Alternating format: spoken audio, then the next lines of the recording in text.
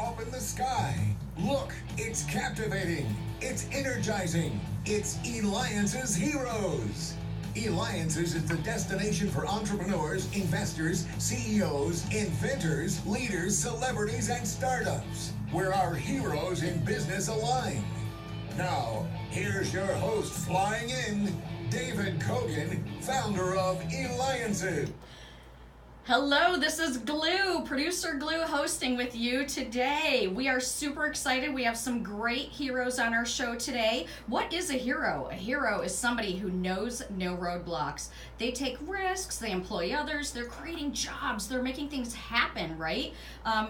They're incredible, and they make a difference in all the lives that they touch. They leave their positive mark on mankind. Those are heroes to us. They inspire everybody. We have with us right now Mark Viniello.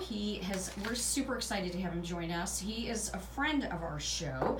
We're doing a deep dive with him. He is the monster maker, FX, and costume maker for movies, TV. Some of these movies that we've heard that he's done: Stranger Things, Lord of the Rings, Jurassic Park 3, Spider-Man, oh my goodness, so many more. Mark Viniello, Eliances.com. That's ENCHANTAILS.com. Why Enchant Tales? Well, he designed his own line of mermaid sleeping bags inspired by the Adam Sandler movie that he worked on, Bedtime Stories. Mark, you made these incredible sleeping bags for your daughters who loved those mermaid tales from the movie. What inspired you to go further with it, create more of them to sell? Well, it actually started when I was working on the Adam Sandler film Bedtime Stories. I was charged with fabricating a mermaid tale for the actress Kerry Russell, and I brought it home with me, and my daughter, my oldest daughter, who was 5 at the time, climbed in it because she loved mermaids, and of course she was a little tiny body in this adult woman mermaid tale. And I took pictures of her, and she kept pestering me. 56, 70 times a day, Dad, can you make me my own mermaid tale? So I finally broke down, and I crafted her a tale out of foam, very simple one that she would crawl around the house, watch the Little Mermaid flip her tail. And then her sister said, well, we want our mermaid tale too. So then I made 2 more mermaid tales, but they had to be different than Ava's. So I changed the tail fin, I changed the scale pattern, and then they said, well, where do I live in the ocean? And I said, well, you live in the Mariana Trench, which at the time was the only part of the ocean I knew anything about. And then where I live, you live down in the Antarctic Ocean, which is really cold. And then they wanted to learn more about mermaids in the ocean, so I started telling them stories. And I wanted to have the stories to be inspiring. I wanted them to learn stuff. And that was really the genesis of what it was. And then their friends would come over and see these, like, what are those? Those are tales. So I didn't want to make swimming tales, because at the time there weren't really many out there, and I was concerned about kids not being able to swim, thinking that the tail would make them great swimmers, which is actually the opposite. You better be a good swimmer if you're going to be in these tales. So I thought, what if we could do something that would still be a mermaid and magical, but it would be a little safer? So we thought of sleeping bags, and because I wanted to tie some things in, I wanted to make the story jump off the page. I wanted to include stories with the mermaid tales, and in the stories, when the mermaid characters use their special powers, their tails glow, so we quilted the bags with glow-in-the-dark thread. That's just one of the things we did to really make the story jump off the page. It's incredible, and they're amazing. It comes with like a whole backstory. I love it. And the book, I'm sure you got lots of fans for these, and you get comments from them. Tell me a story. What's like the sweetest story that you've heard with the Enchant Tales? There's a lot. It's hard to pin down one exactly. I mean, there have been, there was a little girl, a friend of ours, who was battling leukemia, and we sent her a bag, and she would, she would take pictures in the bag and imagine she's the mermaid. She's recovered, thank goodness, so she's Right. doing well. There are also other stories of parents wanting to buy them, multiple ones for their kids. We've had people from other countries. Like from Australia, we just got a note saying, can you send us one to Australia? And we're not set up for international distribution yet. And we're telling him, like, it's going to be expensive to ship. And he said, we don't care. Our daughters want one. Can you please send us one? And so we're doing what we can to work with them to keep, because the shipping cost is actually more than the actual product, but they don't care. So we're going to work on getting international distribution soon.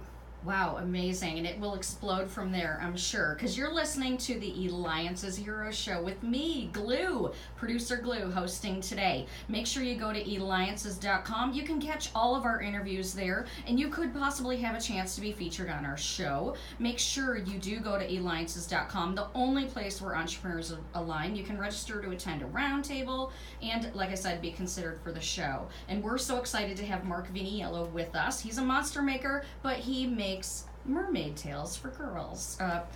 Any products for boys coming up?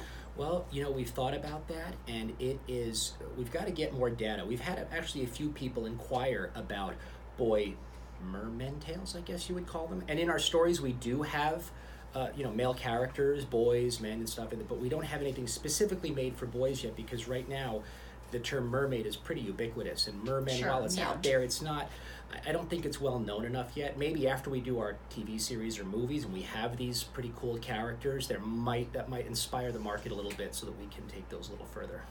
So much more to come for Enchant Tales. And you've been to Eliances, you attended our grand table. Describe the experience of being in the Eliances community.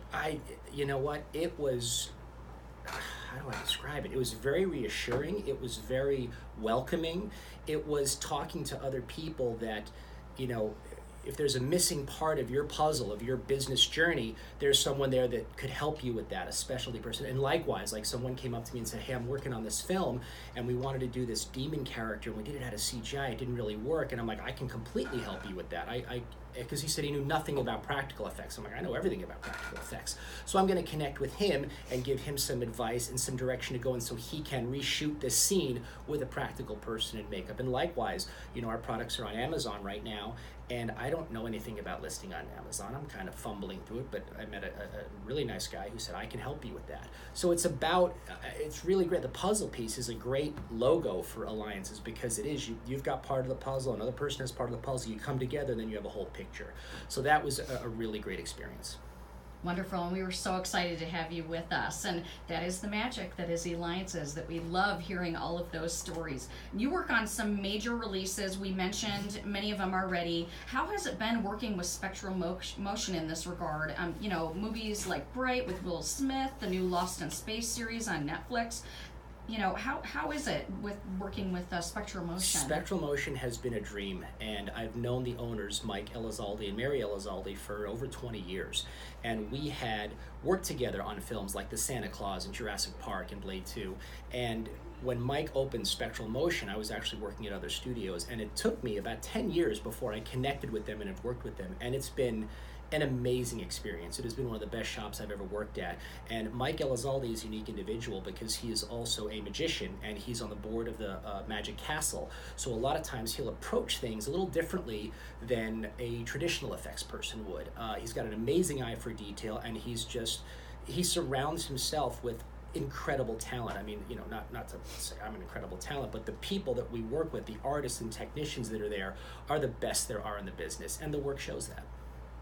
Phenomenal. I love that. You have worked under amazing talents in your industry, Oscar winners, Stan Winston, Alec Gillis, Tom Woodruff Jr., Patrick Tatopoulos. Thank you.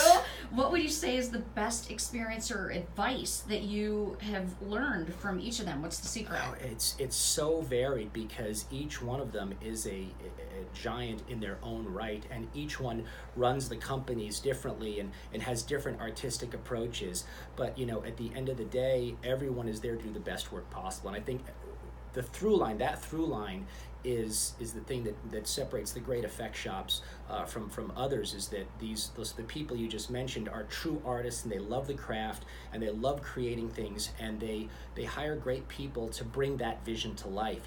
It's almost like being a conductor of an orchestra, and every conductor is a little different, but the work you mentioned, I think, speaks for itself of what these people can do with the crews that they have. Absolutely. The maestro makes the magic. Absolutely. Mark, you are continuing to live out your dream of creating monsters and inspiring others to follow in your footsteps. You're a hero, Mark Viniello. Find him, Enchantales.com, ENCHANTAILS.com. Because this is Glue with the Eliances Heroes Radio Show. We have more incredible guests coming up next. Stay with us.